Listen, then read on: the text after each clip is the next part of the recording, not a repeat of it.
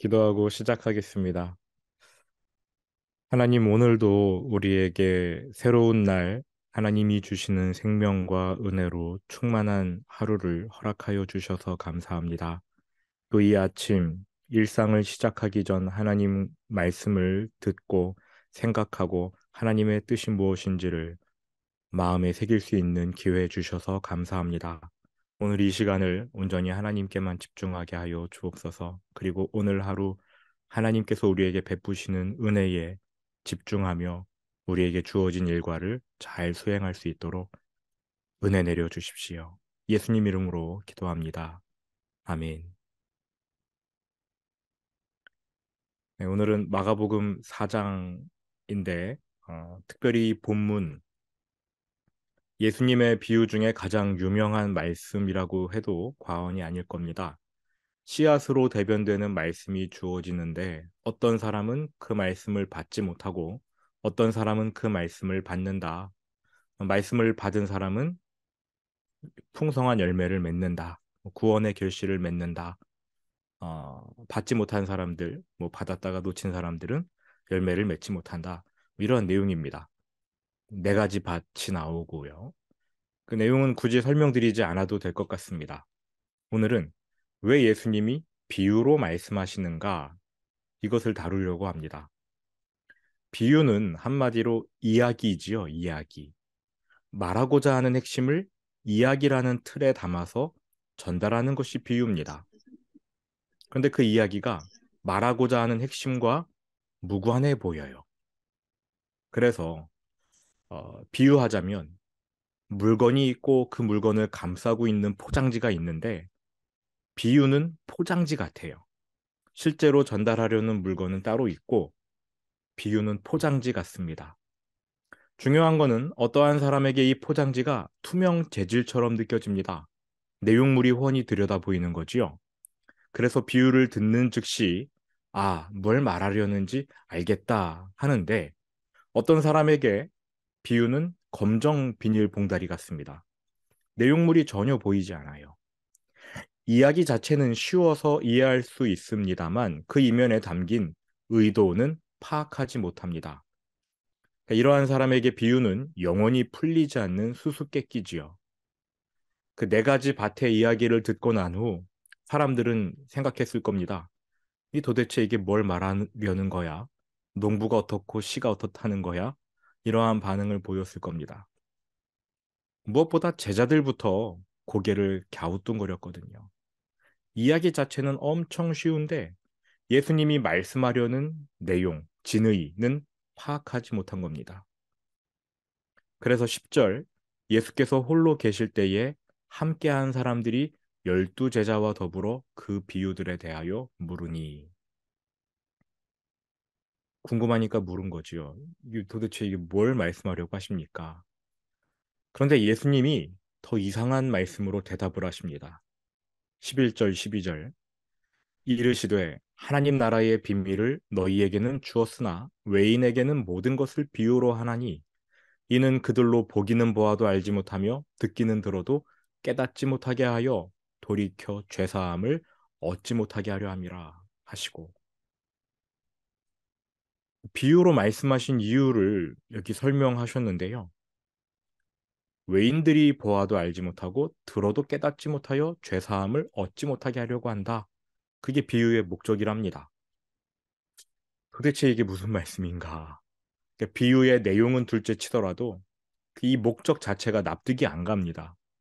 예수님께서 사람을 너희와 외인 두 그룹으로 나누시더니 외인, 즉 예수님을 믿지 않는 사람은 그 복음 알아듣지 못하도록 혹여 그들이 깨닫고 회개하여 죄사함 받을까 봐 검정 비닐봉지로 꽁꽁 묶어 놓으셨답니다. 그러니까 이 사람들은 내용물을 알 길이 없지요. 이게 비유의 목적이래요. 예수님이시니까 우리가 뭐라고 불평하긴 그런데 의도가 나쁜 것 같아요. 외인은 깨닫고 회개하지 못하도록, 그러니까 구원받지 못하도록 비유를 사용하셨답니다. 그런데 우리가 이 말씀을 이해하기 위해서는 먼저 해야 할 작업이 있습니다. 33절 내려가면 이러한 그 커멘트가 달립니다.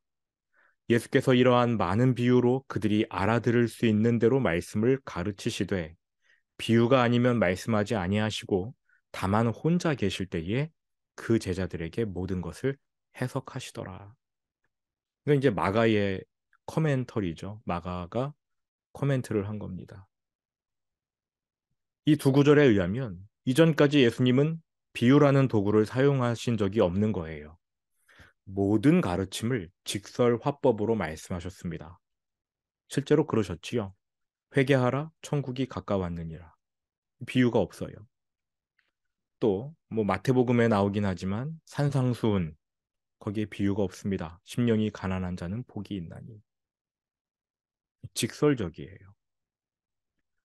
또 우리가 마가복음 2장에서 살펴본 바 지붕을 뚫고 달아내린 중풍병자를 치유하실 때 인자가 땅에서 죄를 사하는 권세가 있는 줄을 너희로 알게 하려 하노라. 비유가 없습니다. 그런데 4장을 보니까 이때부터 예수님이 비유를 시작하십니다.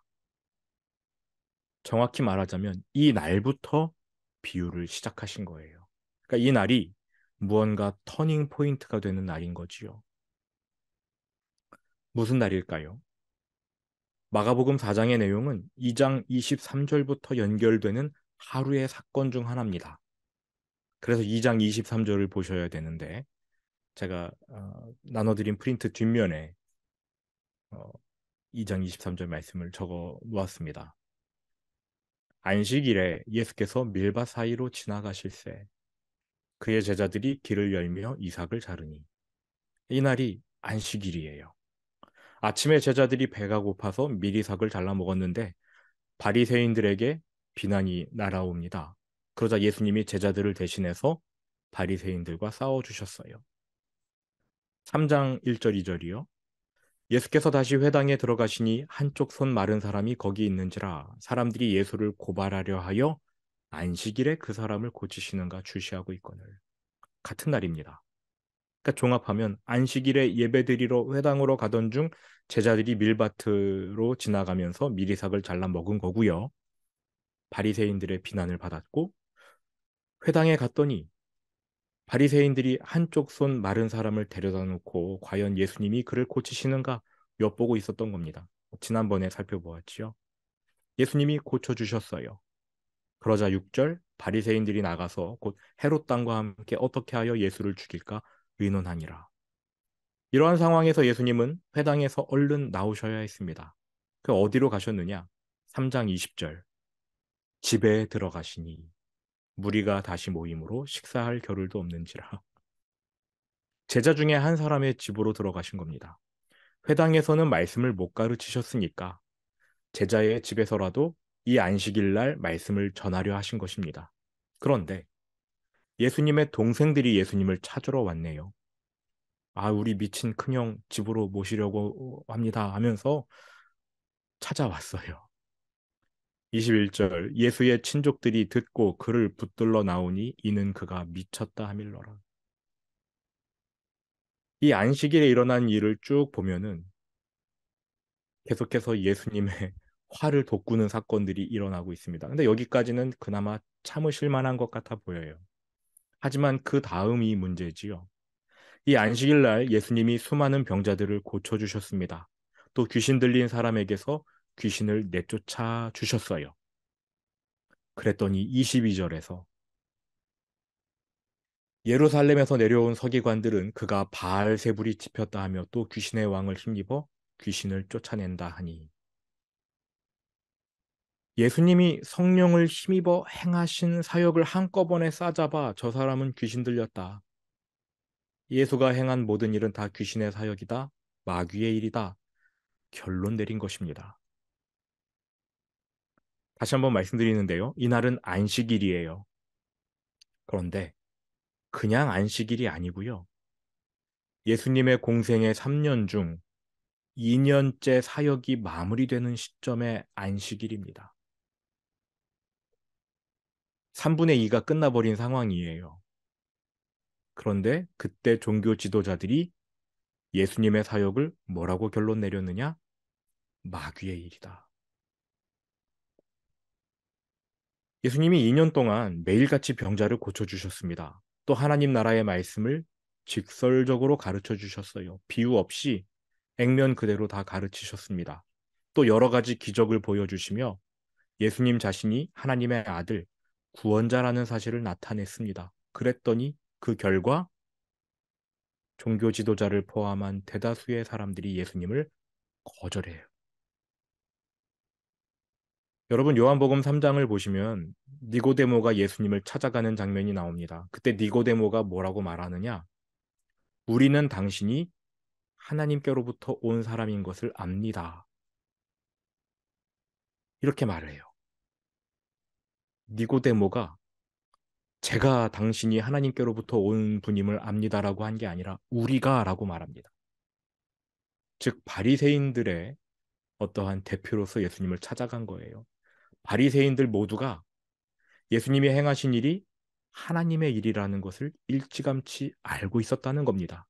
그런데도 그들은 기득권을 뺏기기 싫어서 예수님을 귀신 들린 자로 결론 내리고 죽이려고 모의하는 겁니다.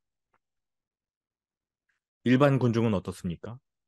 예수님을 정치적 군사적 지도자로 여기면서 예수님이 로마를 정복해 주길 바랐습니다. 또 어떤 이들은 뭐 그런 거 필요 없고 예수님이 펼치시는 기적, 오병이어 같은 거, 복지 이런 거에만 관심을 가졌지요. 종교 지도자들이나 일반 군중이나 대다수의 사람들은 예수님이 하나님의 아들이라는 그 복음의 말씀에는 관심이 없었습니다. 오죽하면 세례 요한마저 잘못된 메시아관을 내려놓지 못해가지고 오실 메시아가 정말 당신입니까? 우리가 다른 분을 기다려야 합니까? 의심을 표하지 않았겠습니까? 세례 요한이 그럴진데 종교 지도자들이요. 일찌감치 예수님을 버리기로 결정했고 일반인들은 예수님을 오해하고요. 헛된 기대를 걸다가 막판에 등을 돌릴 겁니다. 십자가에서 등 돌리지요. 결국 소수의 인원을 제외하고 거의 모든 사람이 예수님을 거절하는 겁니다. 2년 사역의 열매가 이거예요. 이때부터 예수님이 비유로 말씀하기 시작하십니다. 상황은 급박하게 돌아가요. 1년 정도만 더 사역하면 예수님은 이제 십자가에 달리실 것입니다. 수많은 오해와 헛된 기대 속에서 예수님이 비유라는 방식으로 가르침을 전하기 시작하십니다. 목적이 무엇입니까? 그들로 보기는 보아도 알지 못하며 듣기는 들어도 깨닫지 못하게 하여 돌이켜 죄사함을 얻지 못하게 하려 함이라. 얼핏 예수님께서 저 사람들은 포기하신 것처럼 느껴지기도 합니다. 근데 이 말씀을 잘 이해해야 하는 것이 예수님이 그 사람들을 포기하기 위해 비유를 사용하신 것처럼 보이지만 사실은 이것은 목적이 아니라 그냥 결과였던 거예요. 결과. 진리의 특성상 진리가 전달되면 양과 염소로 나눠지게 됩니다.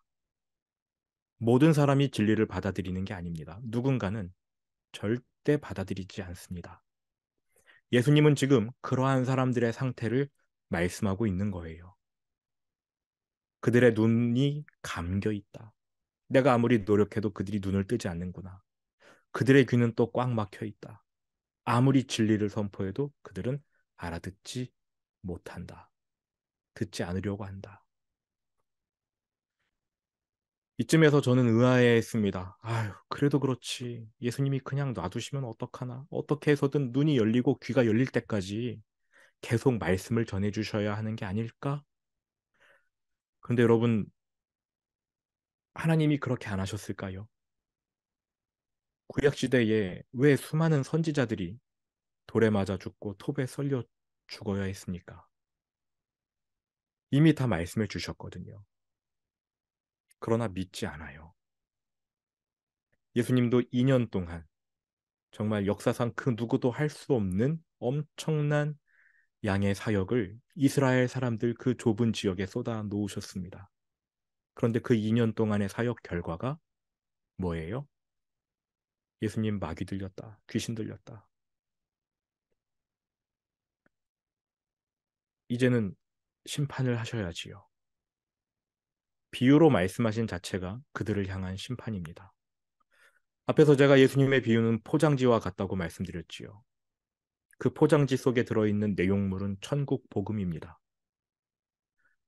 예수님을 믿는 사람에게 비유라는 포장지는 투명 재질과 같아요. 그래서 비유를 들으면 아, 천국 복음이다 하고 깨닫는 겁니다. 그러나 믿지 않는 사람에게 이 포장지는 검정 비닐봉지 같아요. 속 내용물이 전혀 보이지 않습니다. 그래서 이들은 예수님의 말씀을 들으면 들을수록 반발심만 생깁니다. 이것이 비유로 행하신 심판입니다.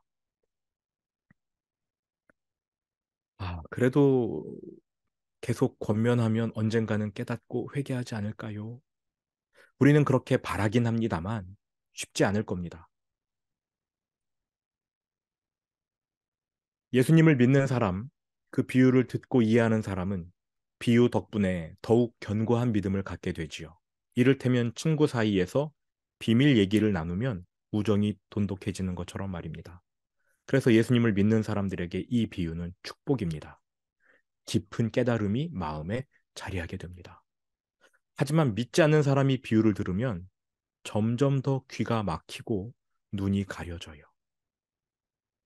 그래서 그들에게는 비유 그 자체가 심판입니다. 비유를 통해 예수님의 심판이 시작된 거예요.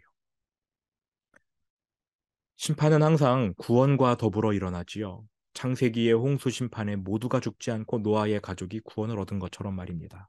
이것이 심판의 특징인데 그런 면에서 예수님의 비유도 누군가는 깨달아요.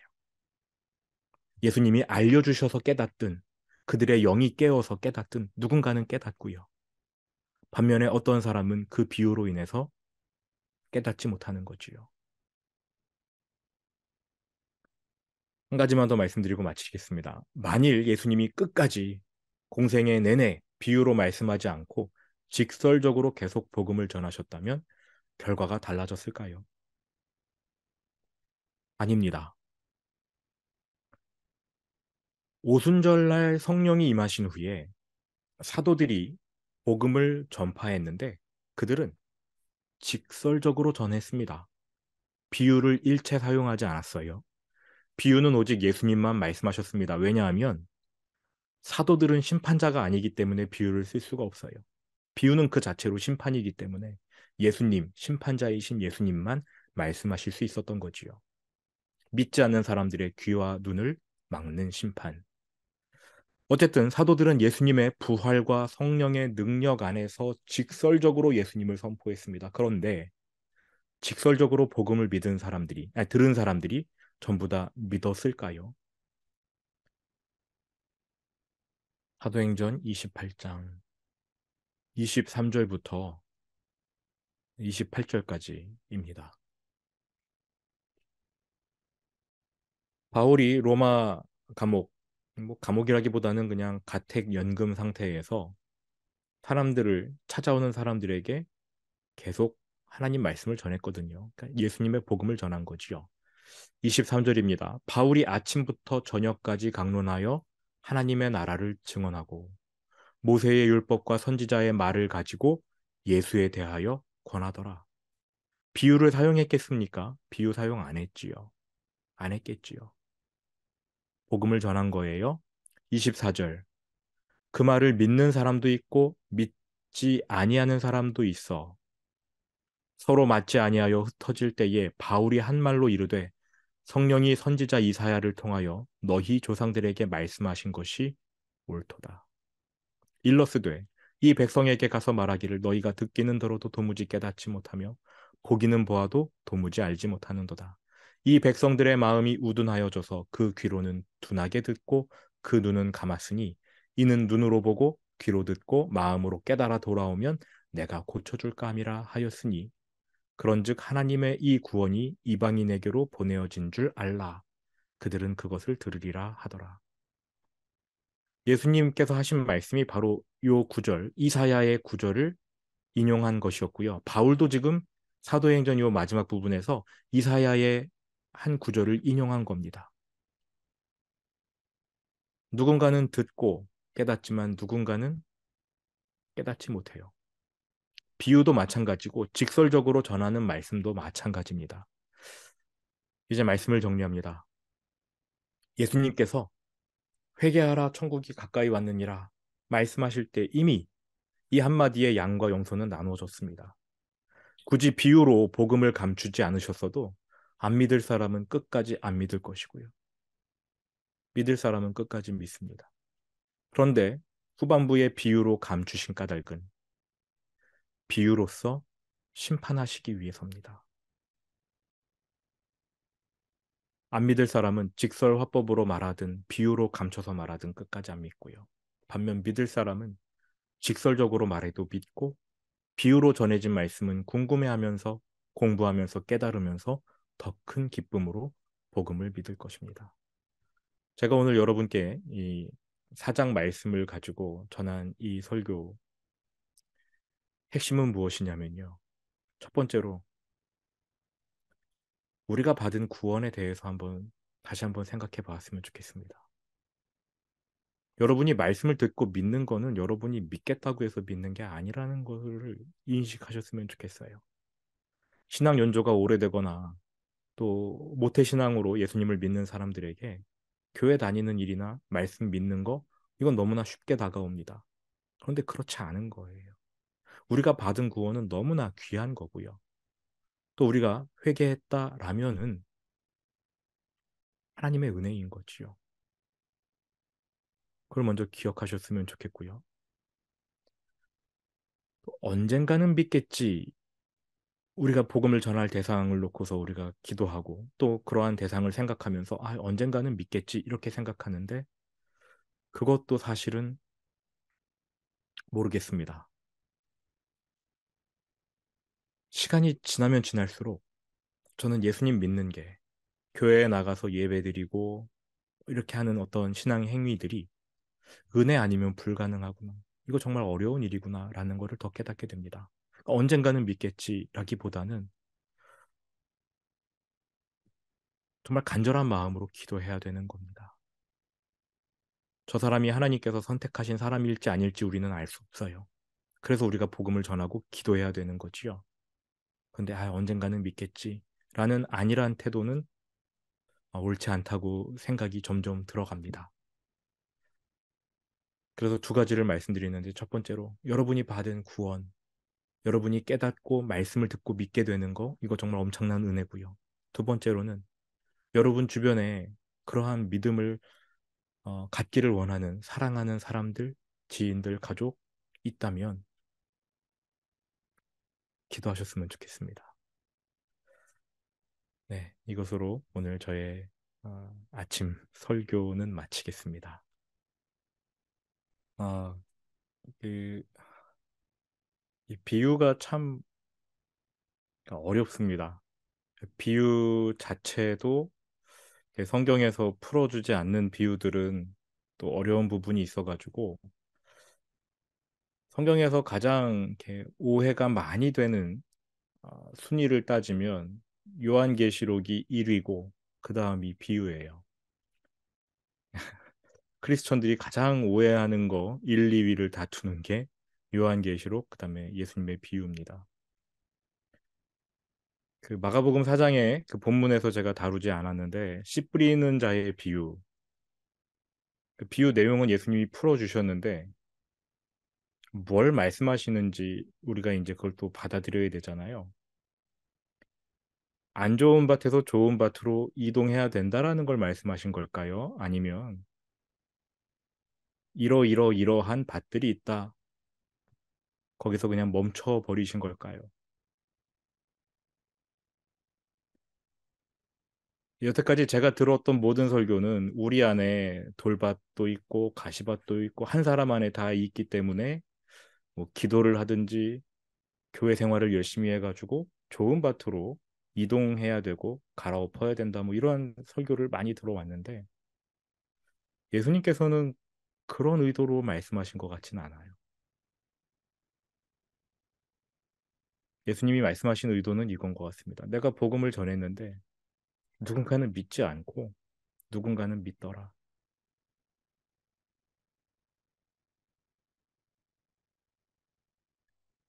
요거 하나의 차이가 되게 큽니다.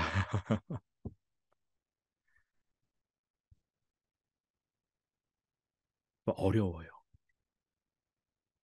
아까 성 대표님이 구원에 대해 구원관에 대해서 말씀을 좀 물어보셨는데 오죽하면 엄청난 교리들이 생겨났겠습니까? 이중 예정론, 그다음에 뭐 예지 예정론부터 시작해가지고 하나님이 모든 사람이 구원을 받기 원하신다라는데 왜 어떤 사람들은 구원을 받지 못하는가? 뭐 이러한 부분들 우리는 모르지만 나중에 한번 제가 정리해서 말씀드릴 때가 있을 것 같고 이거는 지금 이 시간에 다 못할 것 같습니다. 예수님께서 말씀하시는 거는 그건 것 같아요. 열매를 보고 알 수 있다는 것 같습니다. 이 비유를 통해서.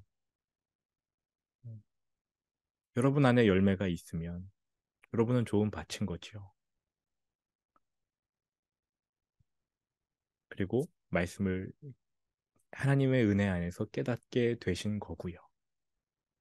그 말씀을 듣고 받아서 결실을 맺었다. 이게 이 비유의 어떤 주제이지 우리가 이렇게 뭔가를 해서 좋은 밭으로 이동해야 된다라는 것은 아닌 것 같아요. 또 우리가 노력한다고 이렇게 좋은 밭으로 갈 수 있는 것도 아니고 전적으로 하나님께서 은혜를 주셔야 갈 수 있는 거지요. 기도도 우리가 하는 거고 성경 읽는 것도 우리가 하는 것 같지만 사실은 그것도 하나님 은혜가 주어져야 돼요. 여러분 스스로의 의지로 기도하고 성경 읽는 거 얼마나 많이 실패하셨습니까? 물론 독한 마음을 가지고 하는 분들도 있긴 있습니다만 은혜가 주어지지 않으면 그것도 불가능하더라고요. 결국은 어, 하나님의 은혜에 계속 기대야 될 수밖에 없는 것 같아요. 예수님이 그런 걸 말씀하신 게 아닐까라고 생각을 합니다. 네. 그리고 흔히들 나는 썬데이 크리스천이다 이렇게 말씀하시는데 그 우리가 판단할 수 없고요. 음, 여러분 안에 작은 열매라도 맺혀 있으면 좋은 밭인 겁니다. 네. 그러니까 썬데이 크리스천인데 내가 어떻게 해야 되지? 뭐 이러한 생각을 가지고 신앙생활 하시는 거는 건강할 수 있는데 거기에 너무 매몰되시면 안 될 것 같습니다. 네, 기도하겠습니다. 거룩하신 아버지 하나님, 예수님의 비유를 배웠습니다. 예수님께서 왜 비유를 말씀하실 수밖에 없었는지. 그런데 그 배경에는 인간을 구원하기 원하시는 하나님의 끈질긴 사랑, 그리고 어떻게 해서라도 한 사람도 놓치지 않으려는 하나님의 사랑이 그 자리에 놓여 있음을 우리가 말씀을 통해 확인합니다. 그리고 우리가 예수님을 믿게 된 것이 우리의 의지나 우리의 마음속의 선함 때문이 아니라 전적으로 하나님의 은혜 때문임을 오늘 이 비유 말씀을 통해서 다시 한번 확인했습니다. 아버지 하나님, 우리에게 믿음을 주셔서 감사합니다. 성경을 깨닫게 하시는 은혜 감사합니다. 말씀을 통해서 우리에게 도전하시고 또 이 말씀을 깨닫는 동안 내가 올바로 살아야 되겠다라는 마음을 갖게 하시는 그러한 성령님의 역사도 하나님의 은혜임을 믿으며 감사드립니다. 우리를 더더욱 거룩한 하나님의 자녀로 변화시켜 주실 줄 믿습니다. 인진 기업을 하나님 앞에 올려드리며 간구합니다. 아버지, 하나님 나라의 방식대로 운영되는 작은 하나님 나라, 그 하나님 나라로서 이 땅에 어두움을 비춰내는 하나님의 대사가 되게 하여 주십시오. 필요한 거 하나님 공급해 주시고 하나님의 백성이라는 사실을 만방에 드러내도록 필요한 모든 거 하나님께서 공급하여 주옵소서. 이를 위해 길갈 신우회가 기도를 심겠습니다. 아버지, 그 기도 응답하여 주시고 그 기도의 응답을 함께 나누며 하나님이 우리를 통해 역사하신다. 이러한 간증이 넘쳐나게 하여 주옵소서. 주님을 찬양합니다. 감사드리고 예수님 이름으로 기도합니다. 아멘. 네, 오늘 행복한 하루 되십시오. 감사합니다. 수고 많으셨습니다. 감사합니다.